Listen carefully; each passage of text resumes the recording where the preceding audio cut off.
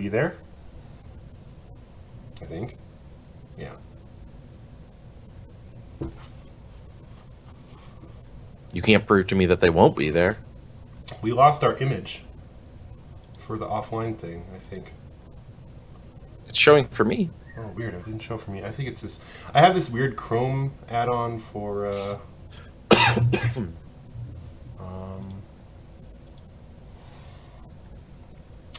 for Twitch to make the chat less easy. Like, it just adds more options for chat and stuff. Are we on? We're on now, huh? Yeah, we're on now. I was just testing sound and everything. We on the internet. We up there. Started from the bottom. Now this. we're on the internet. Testing stuff out. So let me know how the internet sounds. How does Phil sound? How do I sound? How do we sound together? Right next to each other.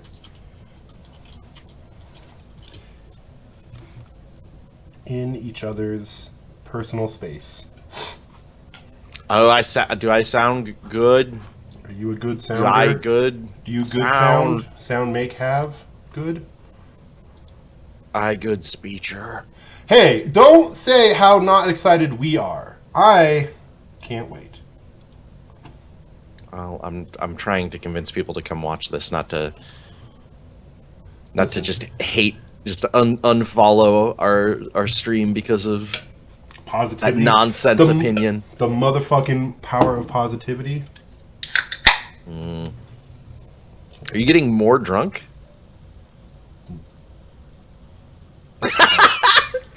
The face that you just made is just like a...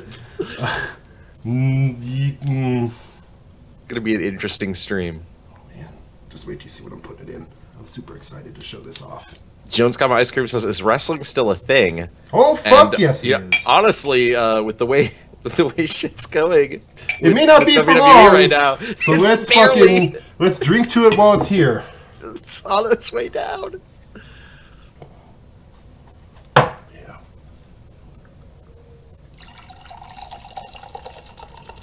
Right next to the mic. That's always a good way to pour a drink. I think it's you're letting people get a little bit of a taste. Well, yeah, that's what this is. This is for tasting. A little taste. Oh yeah. So check this out. But it's backwards. But it's Kane's world's greatest director of operations mug. No, I mean it shows for me. It shows just fine. I bet he drinks fucking. It's backwards on. I guess you're right. It's backwards on the stream. Umbrella says, "Oh, cool. There's another one of these goddamn shows tomorrow." Yeah. I bet Kane drinks whiskey out of his too. Like, so I don't think we're gonna go over. Are we gonna go over Survivor Series, or can we just like? We could do. There's only one match that matters, so. There's only one. All not good. Listen, I'll cover it in the best way I possibly can, which is like about 3 sentences. Ray was not in Lucha Underground. Man, I'm so... Yeah, he's new. He's new this season, right? Haven't watched a lot of AAA now. I'm so sad that Paraguayo Jr. is not going to be with us anymore, especially not for Lucha Underground. It's just he's a fantastic heel in AAA. He really was.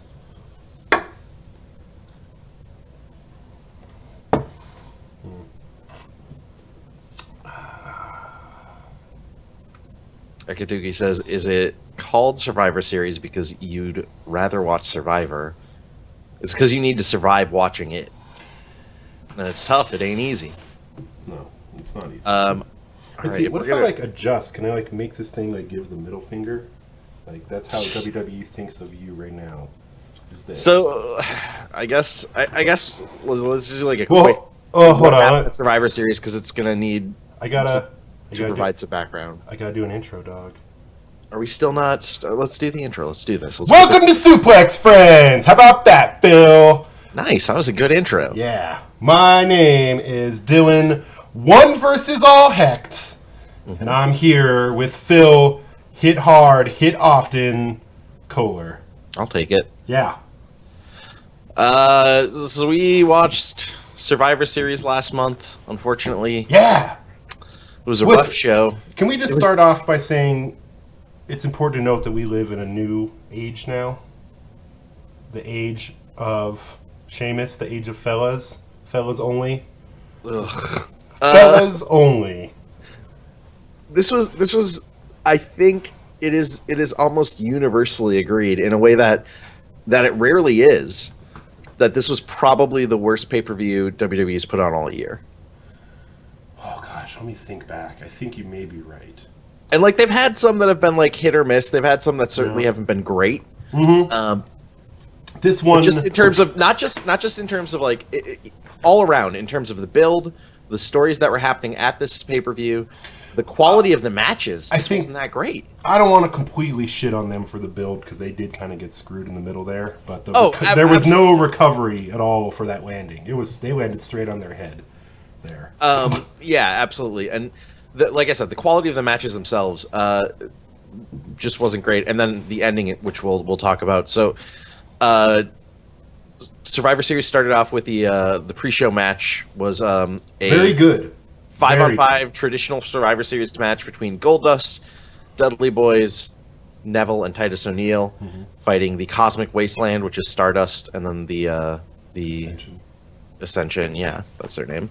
The Miz and Bo Dallas, and that was one of the best matches of the entire pay-per-view. It probably was. It was a fantastic Survivor Series-esque kind of match. They gave it a lot more time and a lot more follow through compared to the other Survivor Series match that we got. Yeah. But also it was a little weird because it was just like, here's a bunch of people who've kind of been fighting each other with no real build, all in a ring together. I'm just always glad to see some of these folks. It was good to see Goldust back with zero fanfare. That was bizarre. Yeah, that was weird too. Yeah, I guess Goldust showing up there was sort of supposed to be a big deal. Well, they sure didn't make it into one. And I also always like to see Titus O'Neil, the greatest hot tag in professional wrestling today. MM Get says Survivor Series was a pay-per-view so bad that they didn't start booking matches for it until 2 weeks after it happened. Oh, I got some fucking upset. Yeah.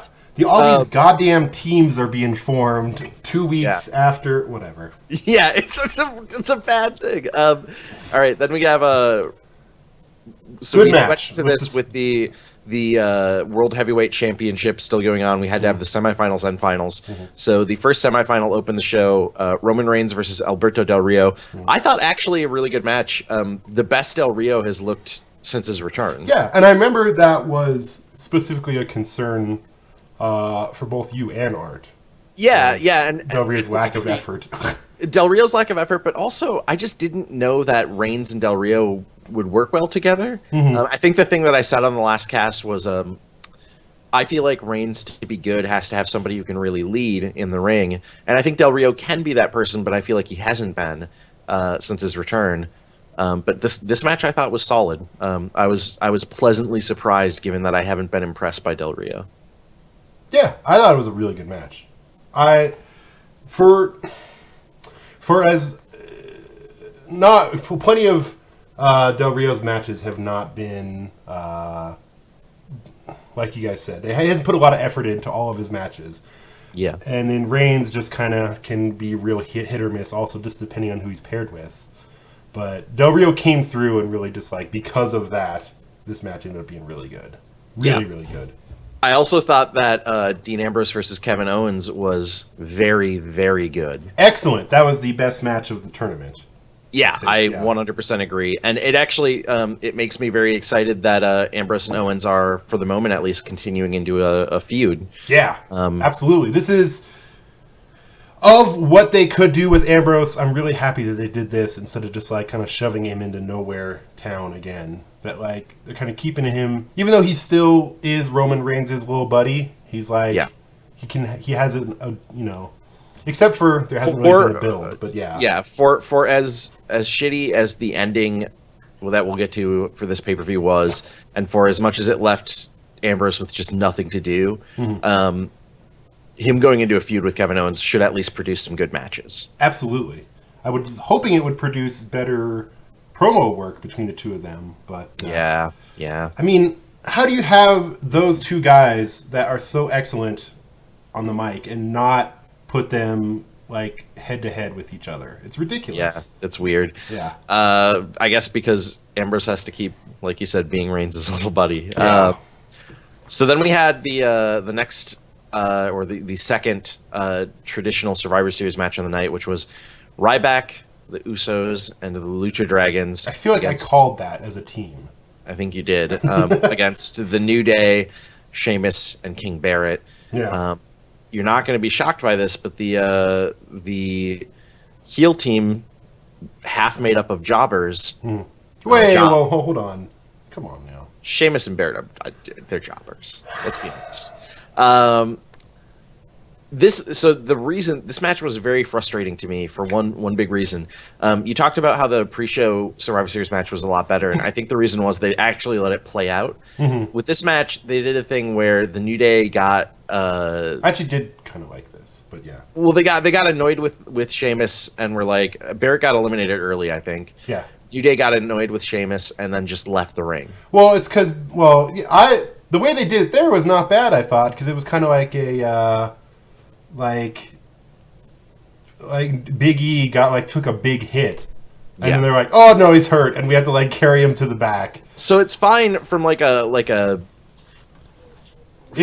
story within the lore of WWE. It's fine. Yeah. It was more of like the people I was most excited to watch in this match were the New Day, and then them like just bouncing not that far into it.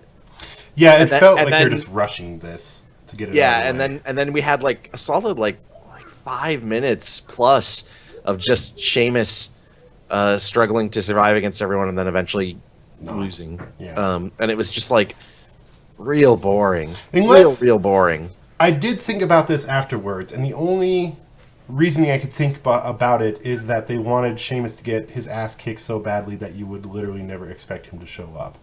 Truvant says, "Yeah, no, I think you're right. I think that's probably part of it." But it was just weird. They did it in a weird way. It was.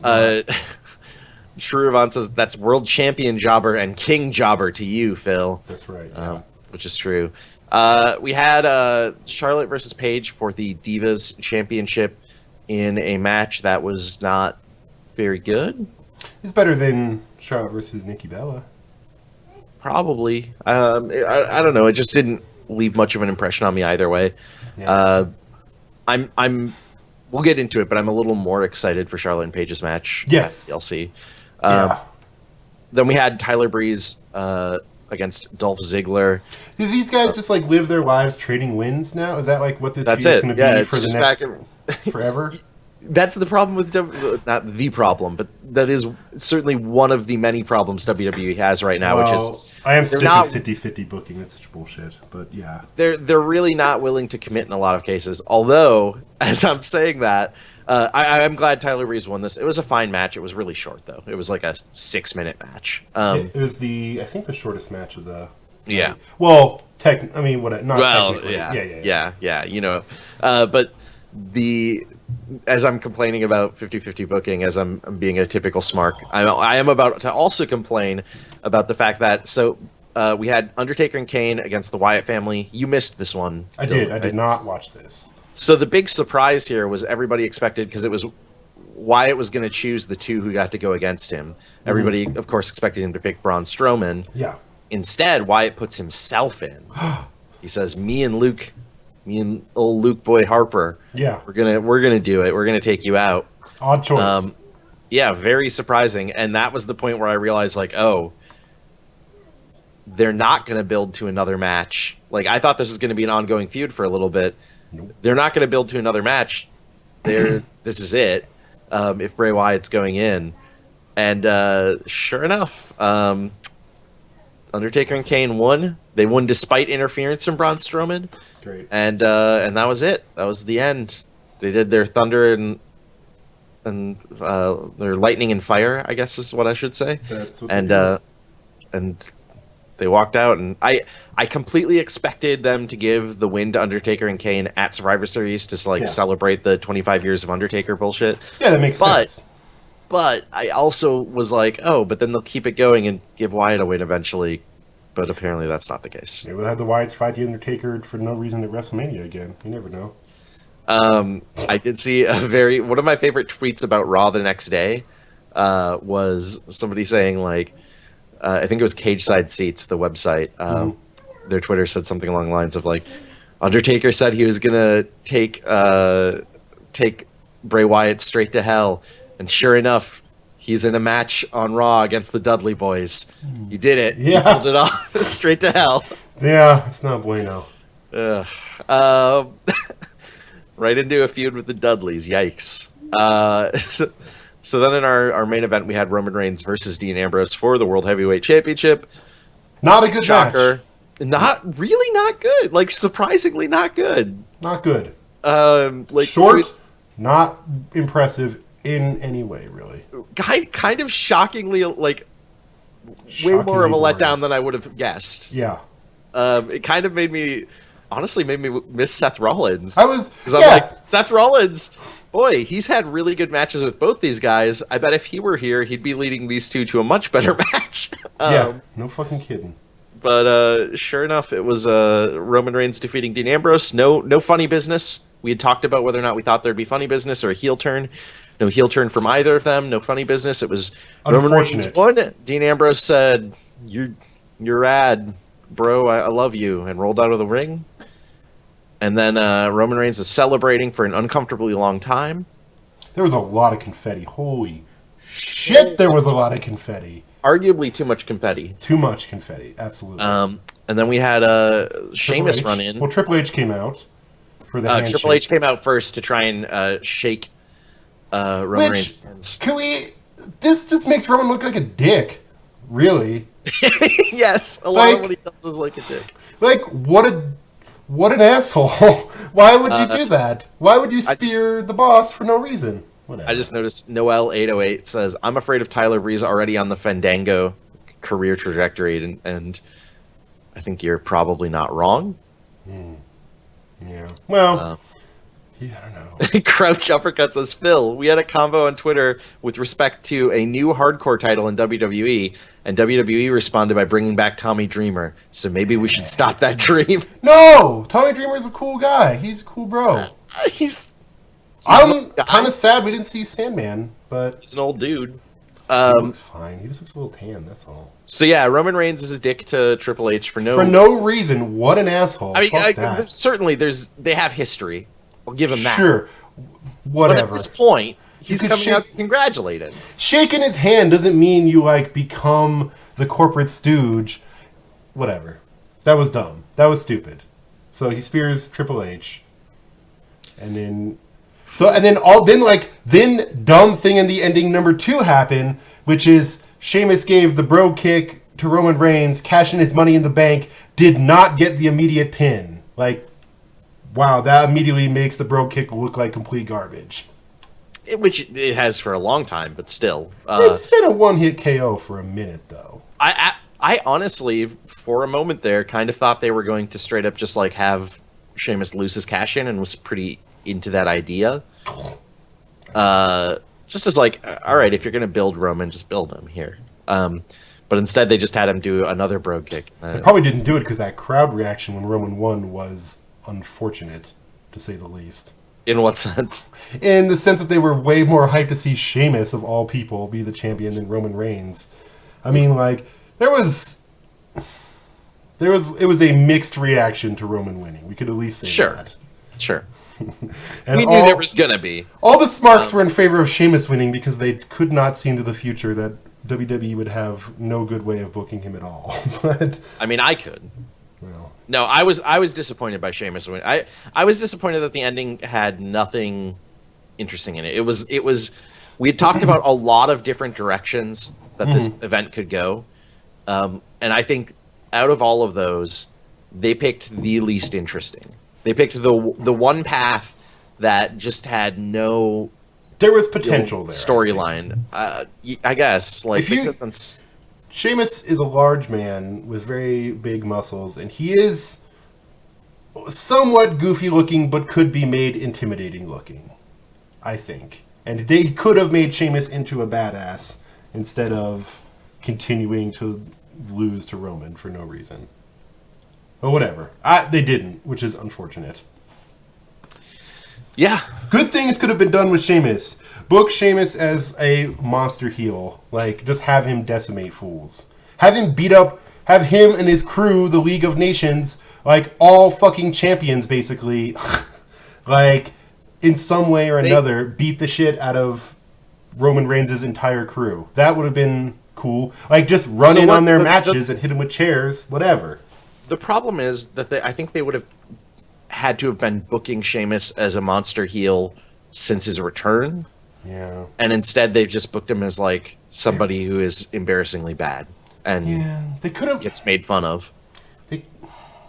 But then so we should just like Sheamus teaming with Alberto and King Barrett and Rusev, which has good potential. All giant dudes that look good and have some sort of championship history in them, you know? Like dudes that could be threatening. Like Jones Comma Ice Cream says, "Hear me out. Mutated rhinoceros monster heel." Well, yeah, Rhino's already he already has a match in TLC. I don't think he means rhino, but dude looks like a mutant rhino in a way. Kind of, yeah. Kinda, he does. Yeah, no, you're not. Those guys could be so cool. They have potential to be awesome as bad guys. I mean, so okay, we get to Raw the night after Survivor Series. I was so just completely burned out on wrestling from Survivor Series and how disappointing it was that I didn't tune in at all. And in fact, I will admit I have not watched Raw at all since then. And see, I'm not a once. I'm the only person on the internet who thinks that the last Raws since Survivor Series have been on an upswing. I think Raw has been improved. I think so. New Day has excellent segments. The lady wrestlers, multiple ladies matches that are good and have actual storyline development. They're doing some cool stuff. I'll give you that. But so their solution with like, okay, Sheamus is champion now. What do we do? Their solution was to put Sheamus into a new stable, that, as you said, the League of Nations. Yeah. And then their solution from there is like, okay, what do we do with Roman? For a little bit, it looked like some people are saying like, oh, it was just a repeat of the Daniel Bryan story. It looked like they were going to go with that. That first Raw definitely was like that, yeah. But it seems like they kind of have changed it around a little bit, which is now Roman Reigns, his response has basically been, all right, you start a stable, I'm going to start my own stable. The family. The family, I guess they're calling it, with Dean Ambrose and the Usos. Yeah. All cool guys. I like stables are interesting. I think that's interesting, but I haven't been interested in anything they're doing with it from the things I've been hearing and reading about Raw. It's a good thing that right after Survivor Series they formed 4 teams actually of wrestlers to wrestle each other, huh? Yeah. Yeah, that did happen. It's a cool idea to make a bunch of teams right before or right after a pay-per-view about teams. Yeah. So jumping ahead, sorry, what's that? Oh, no, go ahead. I'm going to say jumping ahead. Sorry, Crutch Uppercut says, remember when Brock Lesnar had the belt and the belt seemed untouchable? They ruined that immediately with Seth, Roman, Sheamus, and the booking of them as champs. No, I think Seth as a champ was good. Like, fine. I think it was exactly what it should have been. Yeah, it was a little like bit a lot of people complain about they went a Seth. little over the top with like the weird like Triple H and Stephanie as like helicopter parents sort of. That was a little weird, but it was heading to good places, I think. I certainly would agree with people who are like, "Oh, I wish Seth could have got more clean wins," but I don't think that attitude should get pushed too far. Like I think him being a chicken shit heel is the character he's always been. It worked good. It worked really well for him. Yeah, I don't know. I was okay with it. Anyways, matches? Yeah, TLC. So TLC is happening. Yeah. Raw to just like give some context. Like I said, I haven't really been watching. I have been reading all of the like. I feel the recaps and the Twitter on this has been way harsher than Raw. I think Raw has actually had an improvement. What I will say is Cage Side Seats, which, to be fair, I do not always agree with Cage Side Seats. Their main reviewer, Gene, I I think he usually has really interesting, well thought out points, but I don't always agree with him. That said, he has given the last 3 Raws in a row Fs. And I think that's a bit much. Previous to the last year, I think he only gave 1 F all year, and he's never done 3 in a row. So he's like, I don't think we had 3 F Raws in a row. I don't know what people were expecting exactly, but when you have probably a quarter of your roster out and you have to make up stories on the fly, I think they're doing mostly well except for main event booking, which has been bad since Seth left. But so that's just the way it's been. Main event booking on Raw has been garbage for a couple months now. Gutter 404 says, I vastly prefer with spandex to cage side seats. I think you're wrong, primarily because cage side seats is part of the website network that I work at. There we go. There's our disclosure. Yeah. Should probably disclose that. Yeah. For all the money we're making off of this podcast. Regardless of whether or not Raw is objectively worse or objectively bad right now. Yeah. Regardless of your personal opinions, it certainly is objectively doing bad. The ratings have been disastrously low. And we talked last time a little bit how I think I said I'm not a fan of pointing to the rating, or maybe I just said this on Twitter. I'm not a fan of pointing to the ratings and on any given week and screaming oh, it's a disaster, they've got to fix it. I honestly think WWE is sometimes too quick to react to ratings, too quick to say oh, it was bad one week, so we need to completely change it. But in this case, it's been maintaining that bad across a whole month. Yeah, it's hard to. I don't know. I feel the football season is a bad way to judge ratings, and then of course you have to. But it's worse than it normally is during the football season. It's bad. It's bad. And even if you add in 15% for DVR viewing, it's still bad. It's still very bad. And the big thing is that we were talking about this, I think, earlier this week, Dylan. WWE stock is actually... It has taken a hit this month. It's gone down somewhat this month, somewhat sharply, which did... I think it actually is what prompted Triple H, when on a conference call talking about NXT, to bring up that Raw is having issues. What was that? Oh gosh. So it was an interesting. His quote was weird. I thought there was odd parts. It was really just him saying somebody asked the question what are you doing to fix Raw? And what I found interesting is that he openly acknowledged that Raw is having a huge problem right now. Here we go from cage side seats. Yeah, he basically just said we're gonna fix it. There's just one part that I thought was here. We hear people's frustrations and in a lot of ways feel the same way. It's fixing it, and in trying to fix it, it is what it is. How we fix it, we're not 100% sure yet, but we will get there. Trust me. Just that line, it's fixing it and trying to fix it. It is what it is. I feel that's a subtle 3 hours is 3 hours. You're not going to make 3 hours of television interesting all the time. And a lot of people, and this is coming up in the chat as it always does as well, a lot of people have posited that 3 hours of Raw is just too much. It's too much. Never going back. Too hard to fill with interesting stuff. I'm not going to say it's never going to go back, but if it does, it's not going to be a creative decision. No. It's not going to be Vince or Triple H or someone saying, oh, we've got to go back to 2 hours because creatively that's better for the show. No. It's going to be a money decision. It's going to be the ads aren't coming in for 3 hours anymore, so we need to go back to 2. And that's why it's not going to happen anytime soon, because its viewership at that time is good, and the ad money is good for that third hour still. Because of the way Vince does those. Even though lately the third hour has been especially down because main event booking has been garbage. Yeah. But, Noel 808 says he directly shits on the 3 hour Raw on that call. It's you can't change it. It's nothing Getter 404 says, isn't the rumor that the 3 hours is mandate by USA instead of something WWE wants? So here's the thing. It's both, but both. It's USA selling those ads. Oh yeah, and that third hour still makes their money. Contract. I haven't seen their contract with the WWE, but I imagine their contract says somewhere in it we're gonna sell ads for 3 hours on Monday nights. You Put need something to have on. 3 hours of programming on Monday nights. Oh yeah, absolutely. But What if WWE's making that money what if they too. just ran NXT? What if they just like, let's do opening hour, we'll just run NXT, and then we do 2 hours? Fuck. I don't know. I'm being too positive. I'm being too hopeful.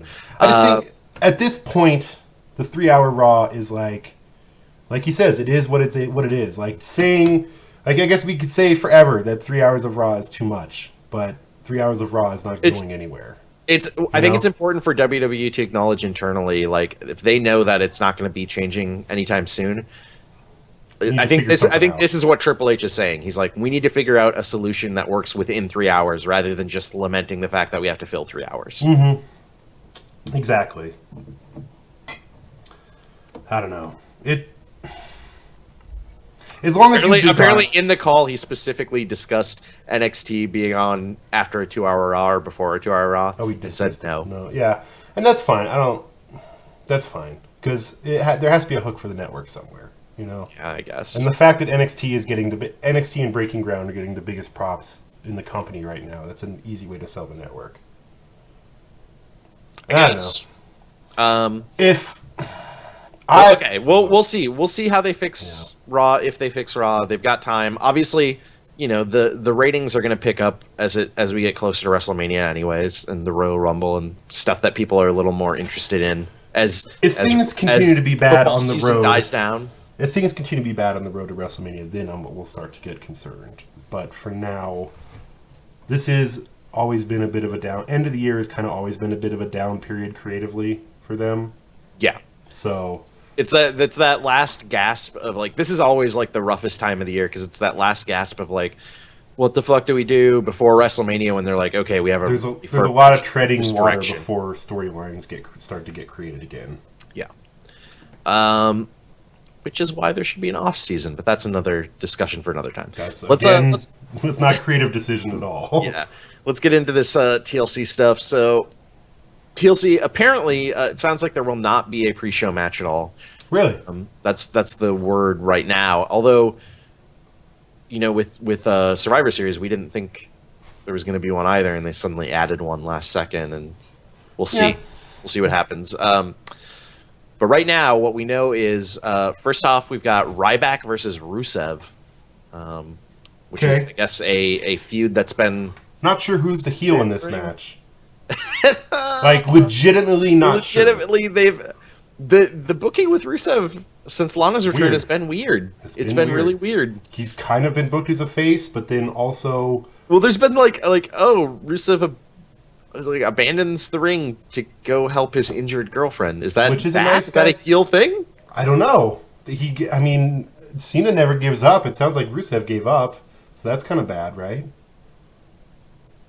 But then also he's like, then they're like, he'll do anything to like help her out. I'm like, that's not a bad thing either. Like, what's happening? But then also, I don't know. I like that Lana. Yeah, exactly. As Gant said, I like that Lana turned super heel. Like that, like even though it reminds me of Daniel Bryan with AJ Lee against the Big Show, when the same thing would happen. Like AJ would get in front of like Big Show, and he would have to like stop short, and then like Daniel Bryan would berate him. Like it's the same sort of idea there. I don't know. Noel 808 says, I feel like at 3 hours the show, speaking of Raw again, needs to be more structured. Right now it just feels meandering and hard to get through. Yeah. I think that's a super good point. Like I think that's the best Raws are the ones where they have like a build from the beginning to end, and there's like a real storyline going through them. But that just involves like WWE having storylines, which they're really bad at lately. Each Raw being somewhat of a self-contained package would be a little bit nicer. Anyways, Ryback versus Rusev is happening. I don't know. I like Rusev quite a bit. Mm-hmm. I don't feel like him and Ryback are a great pair. I don't get a lot of like. I don't have confidence that they're going to work a good match, and I don't get a lot of like physical chemistry between them, like wrestling chemistry, not romantic. There is romantic chemistry between them for sure. I mean, yeah. I could see him kissing.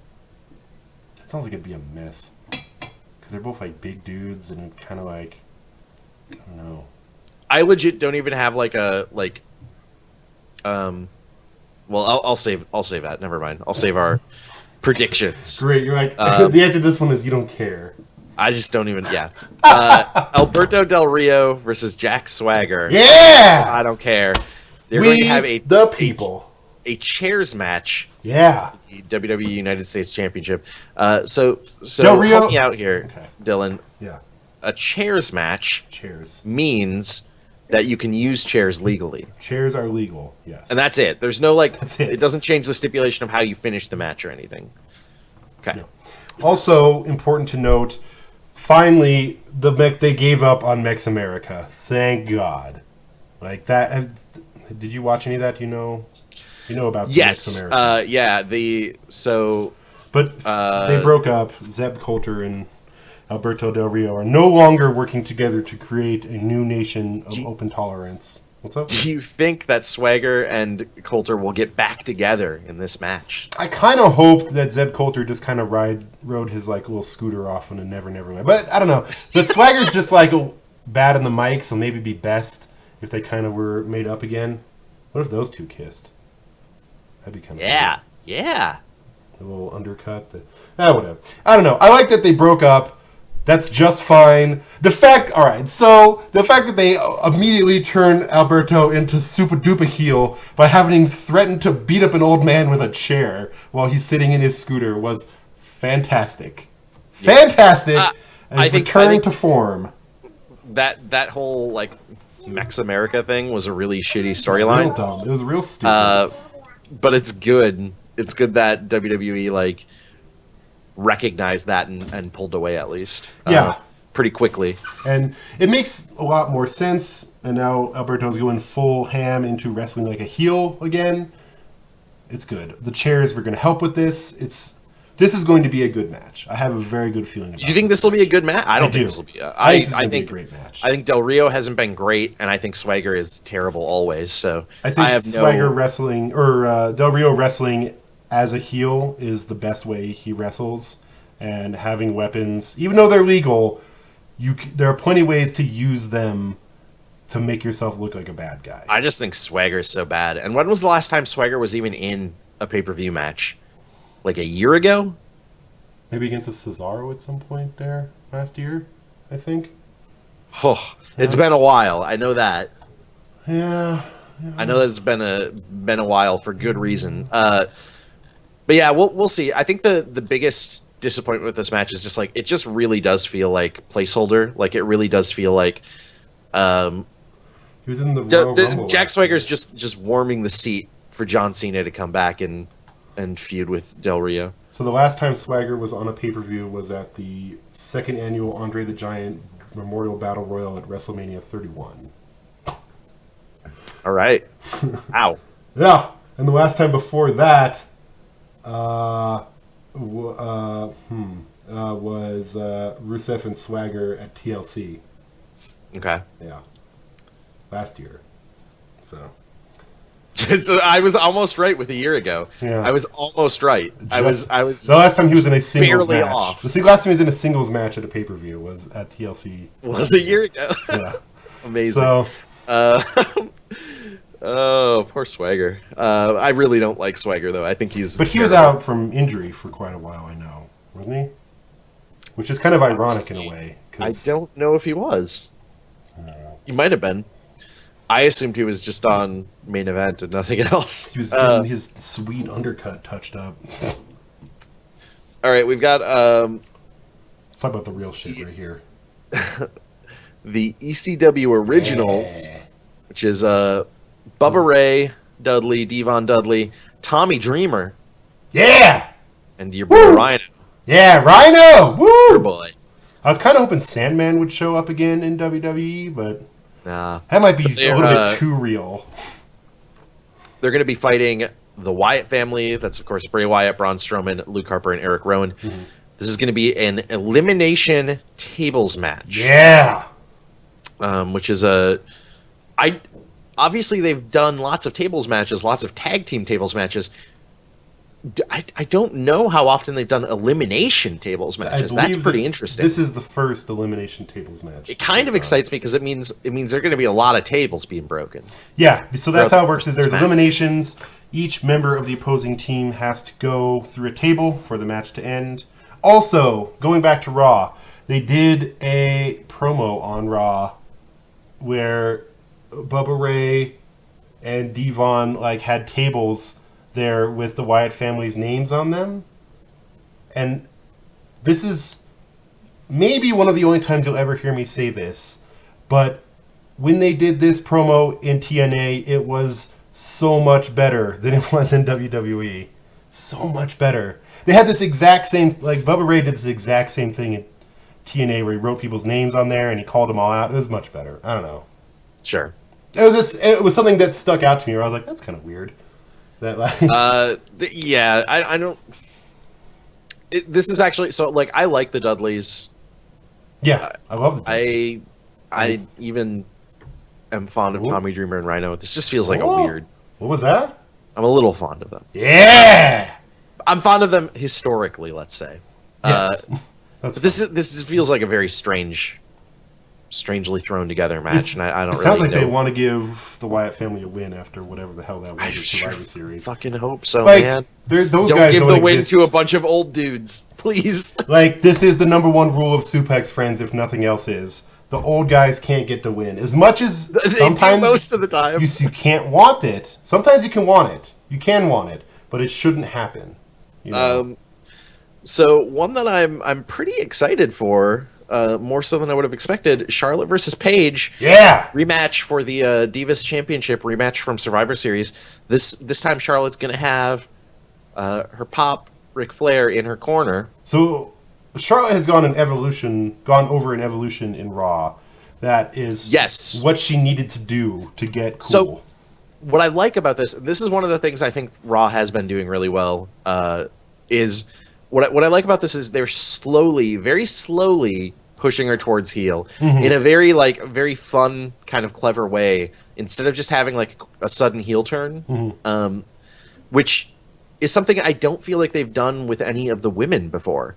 No. The women, when they do their heel turns, it's just snap, they changed.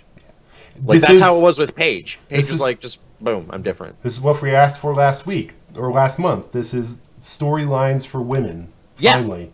Absolutely. Finally. And it's setting up a really good, assuming that Charlotte continues with the title, it's setting up a really good feud with her and Becky. Absolutely. Where it's Becky's I was on your side, I was supporting you, and you're cheating to win. That's messed up. And then Charlotte explained it to Becky on Raw as her acting poorly towards Becky and all that is just her trying to toughen her up because it's hard out there for divas in the WWE. So you have to have a thick skin. So your friend beating you up is the best way for that to happen.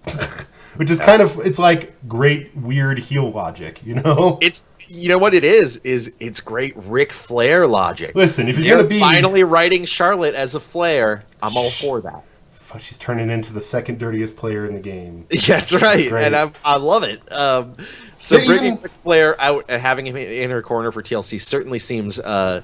it seems like they're doing that on purpose as a real okay, let's really turn her into who Ric Flair is as a character. Even so, this heel turn storyline is so good that it actually made Miz TV good this last week on Raw.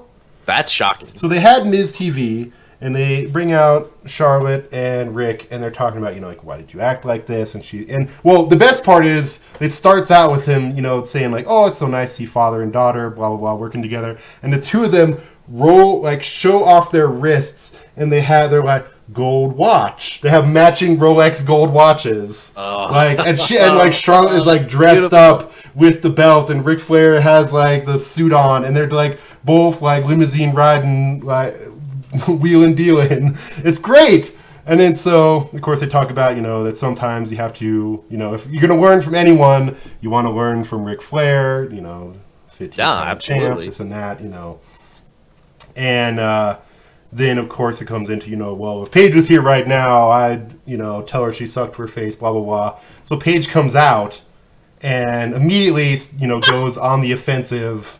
Sorry, Drew. So stay with me here. Charlotte versus Rick at Royal Rumble for the title of dirtiest player in the game. Well, Rick would win that by like cheating in the most insane way to like, oh, that would be great, actually. But this is like, I mean, so there's certainly something to be said for. I think a lot of people have suggested like, oh, it's kind of shitty. I wish that WWE would move Charlotte away from just being like Ric Flair 2.0 and like have her be her own person. But this is way better.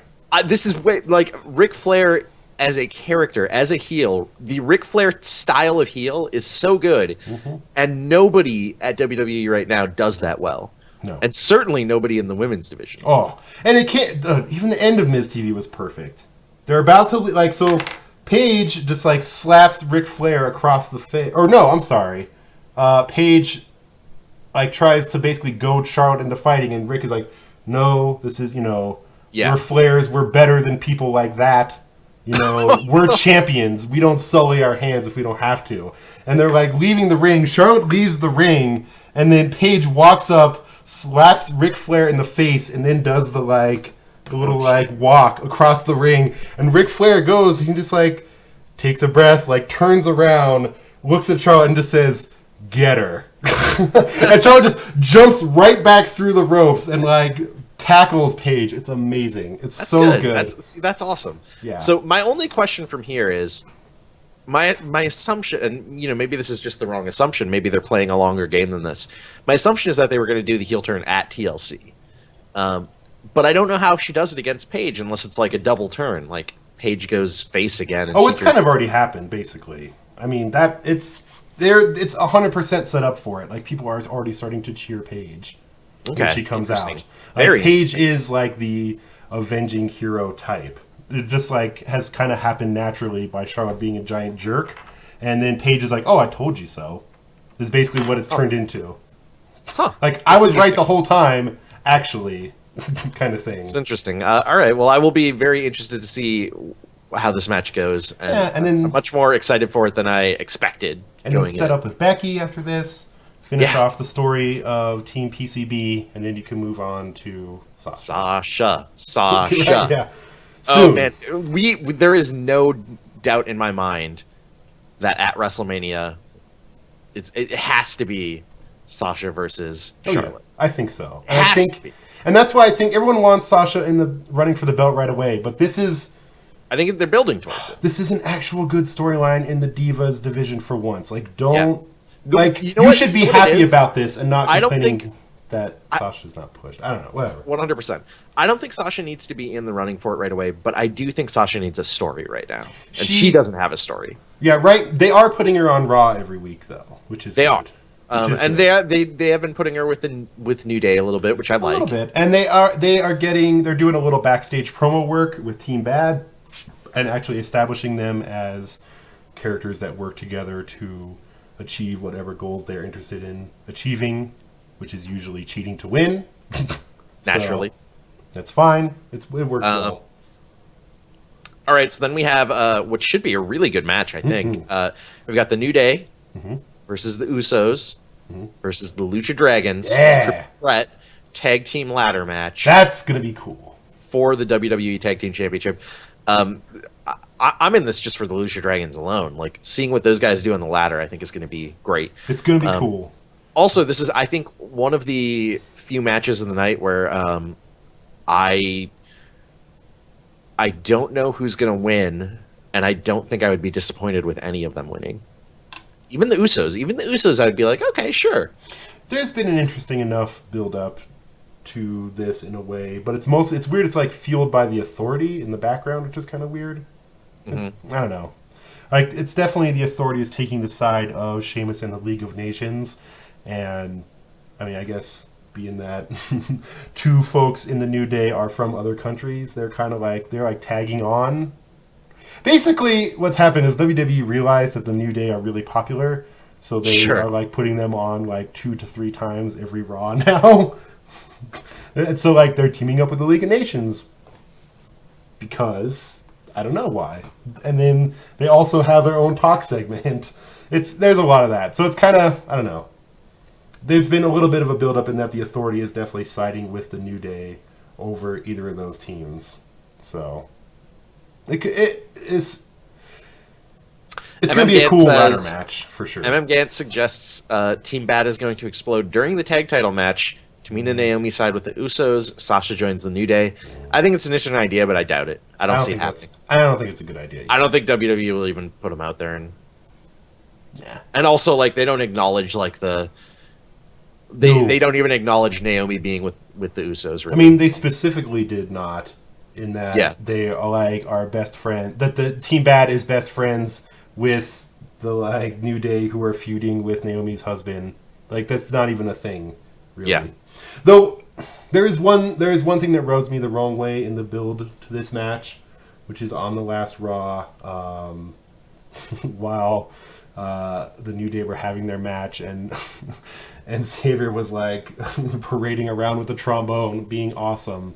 The Usos were on commentary, and then suddenly like threw Xavier to the ground and just started like stomping on him for a good 5 minutes while yelling, "So you want to be a unicorn, huh?"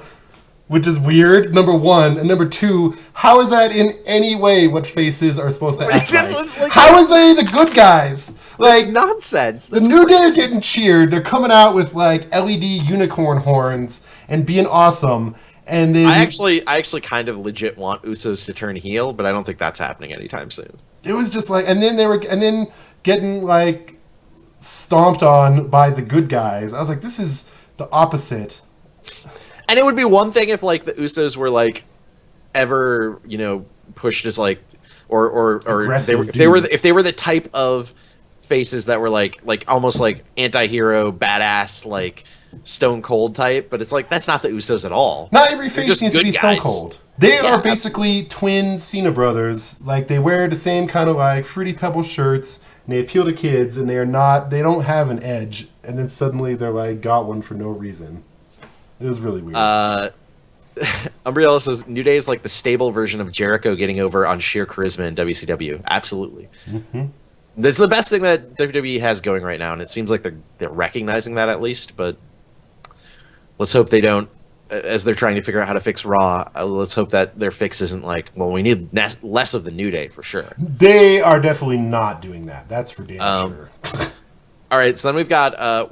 again, what should be a really good match, a rematch from Survivor Series. Kevin Owens versus Dean Ambrose for the Intercontinental Championship. I'm kind of glad that in TLC, in a pay-per-view that, as we were talking about previously, Dylan, known for gimmicks, I'm kind of glad that for this one, they're just like, we can just do a singles match. We can just do a regular match. We don't need a gimmick for these two. That's fine. At this point. And I think they've already shown they can put on a really good match. Sure. They can do a good match. Build up for this has been essentially non-existent. There was like one segment on the first Raw after Survivor Series about it, and then they just kind of have been near each other, but not really kind of doing circling anything. Each other. They like, how do you take your two guys in the company who are probably the best on the mic right now and not put them in the ring with each other to talk shit? Is like mind-blowing to me. Like, I understand that Dean needs to like be with his best buddy Roman Reigns, because when Dean comes out, he gets a pop, and it can look like it's a pop for Roman Reigns. But it's a real bummer that two guys that are really so good in the mic have not had basically any mic time with each other. It is. Unless it's been on SmackDown, I just haven't seen it, which is more than possible. It's entirely possible. They are slowly but surely trying to make SmackDown matter a little more, but... They are definitely promoting it big time about moving to USA Network, which is kind of interesting. Umbriella asks if for the Kevin Owens and Ambrose match, if there might be a dusty finish leading to some kind of more extended angle. As long as it's not even an extended angle. Like, start building a storyline from this. Yeah. I suspect that there won't be a dusty finish for this one, if only because, for two reasons. One, I think both Owens and Ambrose, whoever loses, like, both of those guys are guys who can survive a clean pin. Yes. They've shown that. Clearly, yeah. And they can, still matter. I also think that the main event's going to have a dusty finish. So let's talk about the main event. Well, I mean, what's up? Nothing. I just want them to really do some more promo work after this on Kevin Owens. I agree. At WrestleMania, like, Dean Ambrose's most important thing at his entire life was winning the Intercontinental title in a ladder match. That was like what he lived for in all those promos leading up to that. Apparently, Truvon says there was an Intercontinental Championship match contract signing on SmackDown this week. So they must have done some promo work than that, right? I'll give that a watch. Main event. Right, so the main event, we've got Sheamus, the current WWE champion, going against Roman Reigns in a rematch from Survivor Series, also a rematch from the night after Survivor Series. And it is going to be a tables, ladders, and chairs match. A tables, ladders, chairs, and fella match. And fella. So what that means is that it is not no DQ, I believe, but you will not get disqualified for using tables, ladders, or chairs. Correct. You can use those as much as you want. And I believe, I think this also, if I remember right, this functions like a ladder match too. So What do you mean? In that the belt will be hung. Really? I didn't think that was the case. Maybe I'm wrong there, but I could have sworn.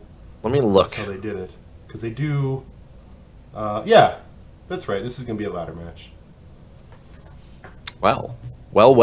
2 ladder matches.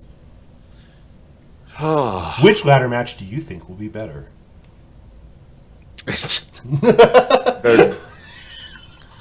Tag team ladder match. Yeah. I think will probably be better. Getter 404 says RIP and Stairs 2014 to 2014. Yeah, well. Yeah. Whatever. But yeah, I don't know. This is, once again, main event booking has me mostly uninterested. I'd like Sheamus to win clean. That would be nice. Because that's a beautiful wish, Dylan. Like, once again, I feel like if you're going to have a champ a heel champ of that size, it works well to book them strong, which clearly they haven't. There is But maybe give your champ a fucking win once in a while. That would be nice. There is no goddamn way Yeah. that Sheamus is winning clean against Roman Reigns. If it were against someone else, maybe.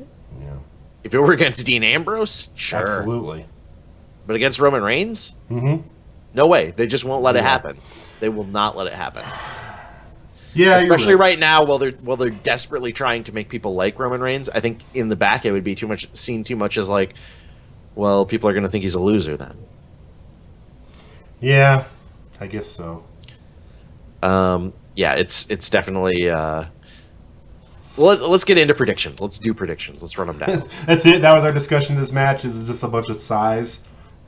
Yeah, I don't have much more to. I just like. There's no. I would like that match to surprise me. I liked Roman Reigns' Hell in a Cell match. I thought that was very good. So because of that, I am optimistic that this could be something cool. I guess. But I would love to could see I could see a League of Nations interference in some way. Let's get into the predictions, starting with Ryback versus Rusev. I'd like Rusev to win this. I have less than no clue and no care about who wins this. My suspicion is I'm going to go with Ryback just because of all the rumors of like WWE still mad at Rusev and Lana.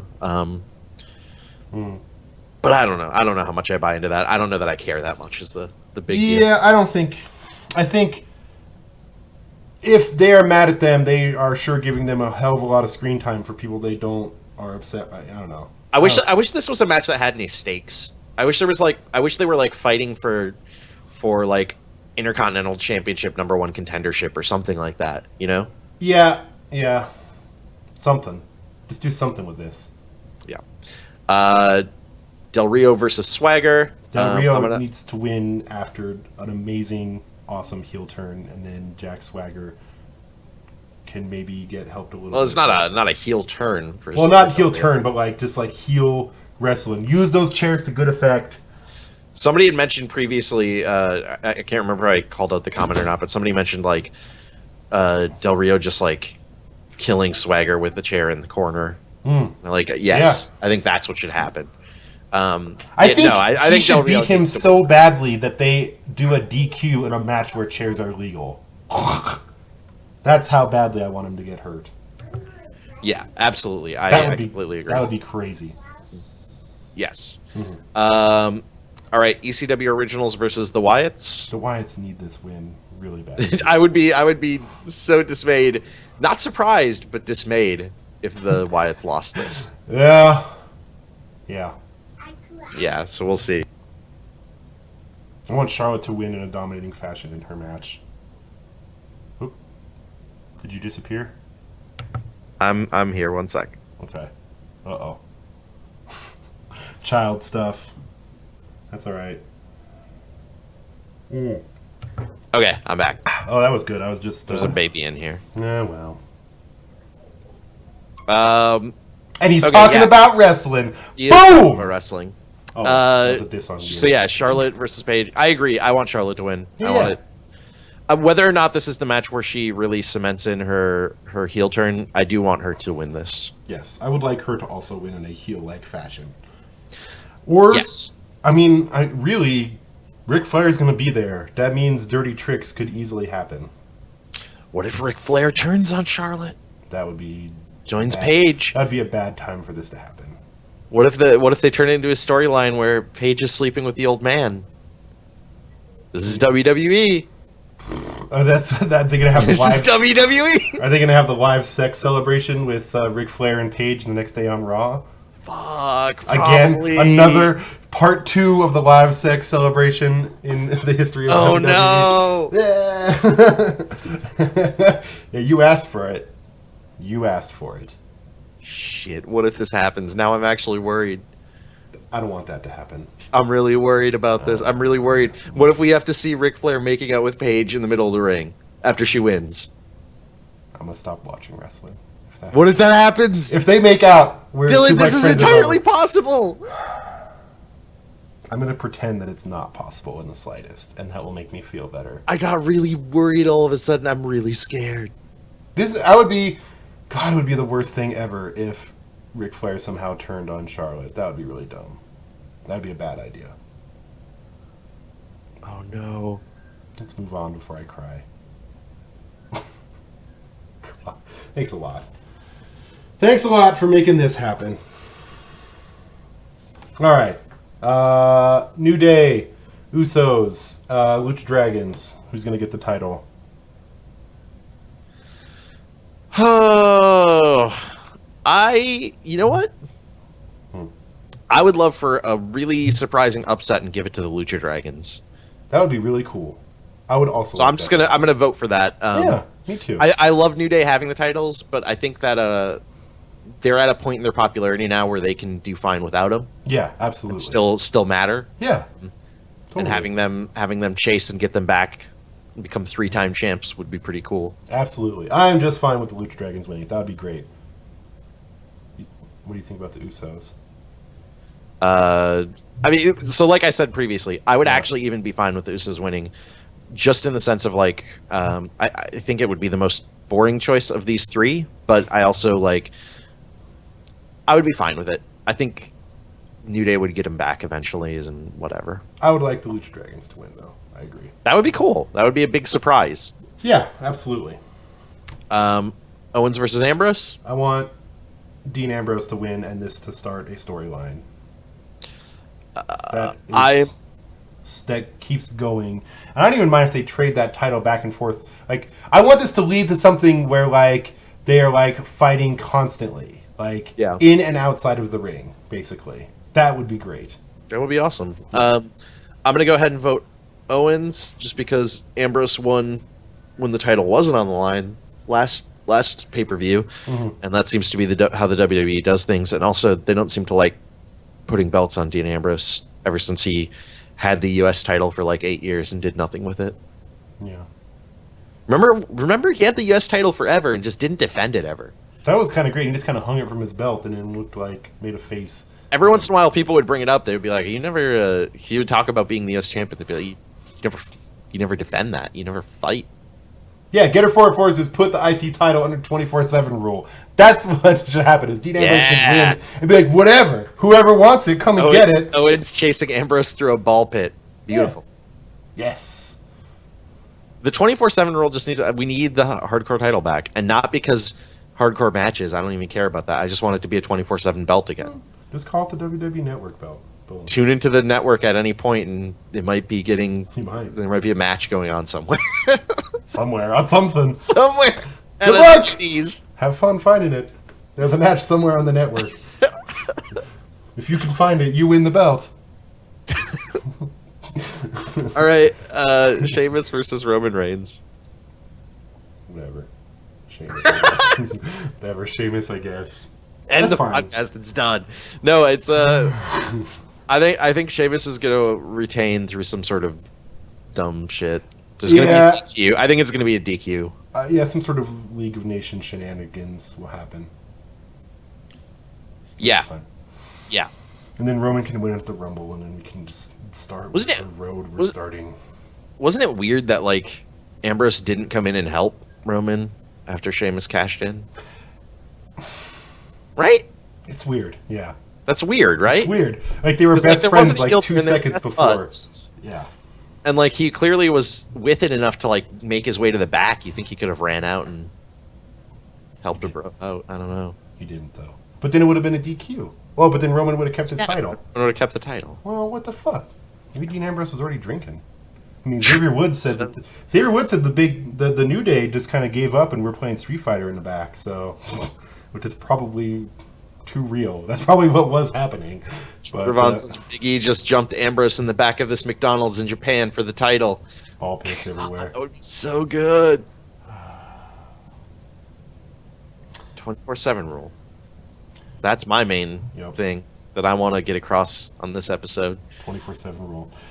So that's TLC, Phil. Yeah. Let's talk other wrestling. You've been watching other wrestling? No. I I was just so burnt out on WWE that I'm out. Forever? Right now. This is it? I mean, I'm still going to watch TLC tomorrow, so it's not it, apparently, but... Okay. The Lucha Underground put out their trailer for season 2. That starts January, I want to say 26. Yeah. And they revealed, long rumored, revealed that Rey Mysterio is the... Which is fun. That's great. There'll be some good talent from AAA in there. I'm excited. It should be fun. Should be fun. We can talk about Chikara real quick.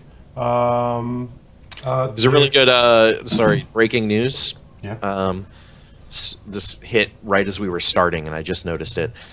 Tweet from WWE at WWE Big E says, "Yo at WWE _ref Bryan," who's a WWE referee, Bryan Nin. I don't know how to pronounce that. Is there anything in the rulebook that prevents me from smearing my feces on an opponent? Asking for a friend. Hashtag TLC. Did he? Well, I don't think so. So? I mean, it's not a table, a ladder, or a chair. So. So we should probably talk Chikara real quick, as they did make history. Kimberly won at their Top Banana event. She submitted Hello Wicked to become the first female world champion in a not all female company. So that's kind of cool. So they have Kimberly as the champion of Chikara, which is cool. I don't really watch that very much, but yeah, cool I watch I watch random YouTube videos of it sometimes. Yeah, it's a cool thing. I guess the way that the way they do is they do like a trios kind of thing, 3-person tag team thing, and at the end, the team can challenge for any belt, I believe. And so she challenged for the championship and won by submission, which is really cool. Cool idea. There's a really good article on RollingStone.com Sure. It's called something like "This Is the Real Divas Revolution," something like that. Nice. Yeah. Really good article about Kimberly and Chikara stuff. And she talks some about WWE and says, it's interesting. It's worth a read. I'll probably link it in the show notes on the site. That's about it I have for other wrestling. Wrestle Kingdom is coming up. Kevin Kelly and Matt Stryker are doing the English commentary for that. Oh, that'll be good. Yeah. I mean, I'll be excited for that. Mm-hmm. So that's real soon too. I think like real soon. And I think it's all just going to be. I believe you'll be able to watch all of it on there on New Japan's network, New Japan World or whatever it's called. That's cool. Emails, questions. We should get one email this week. Hit me. Give me that question. From Gilbert, our favorite emailer. 2 questions. 1, who is the best damn heel of all time? Ric Flair. The Ric dirtiest player Flair. in the game. There's The dirtiest. no doubt. Woo! And here's the thing. I love Ric Flair regardless. I think he's, you go back to his best matches in the 80s and even into the early 90s, and they're just incredible. They're Yes. astoundingly good matches. Just a great in-ring personality. Even when he's a face, great in the ring. Mm-hmm. But he's so much better as a heel. He's just one of those Yes. people who is naturally He's so such good a at good it. heel. So good. Shout You out. haven't watched some Ric Flair in the 80s, go watch that shit. It's on the network. It's up. great. There's a bunch of that's what we should other wrestling real quick. There's a bunch. There's Smoky Mountain Wrestling. Yeah. Has started to go up on the network. If you like that like old school style like strict faces and heels NWA rules type of wrestling, good storylines, like this is good Southern wrestling done under the WWE banner, really. Yeah. It's the first appearance of New Jack is on there, which is really cool. There's a lot of people that were in there. Road Dogg started there. There's lots of good stuff on there. But yeah, Ric Flair, best hero of all time. Shout outs to Vince McMahon for being an excellent heel character. Yeah, Umbriel. The only New Jack and Mustafa episode they have on Smoky Mountain so far is, I think they just have their first appearance. I have not checked, but last time I checked, they only had like 4 episodes up. Worth watching if you like Southern style wrestling. All right, second question. If you were in charge of WWE Creative, what would you do between TLC and WrestleMania 32 to have Roman Reigns become the top guy, both as a likable face and as a threat? I don't think he needs to be a face to be the top guy. Yeah. I would turn him heel as soon as possible. Absolutely. Is what I would do. Is I would say have the League of Nations do a run-in on Roman Reigns and have him get saved by the Authority. And Triple H could basically say, we decided to go another direction. And just explain it like that. And he becomes the tough badass and stays silent that he was in the Shield. He just becomes like the muscle guy that can get work done. And he can be whatever he wants to be in interviews and out in off of TV, but while on TV he can just be badass guy that like he can be a champ that gets work done, which is something they don't have anymore.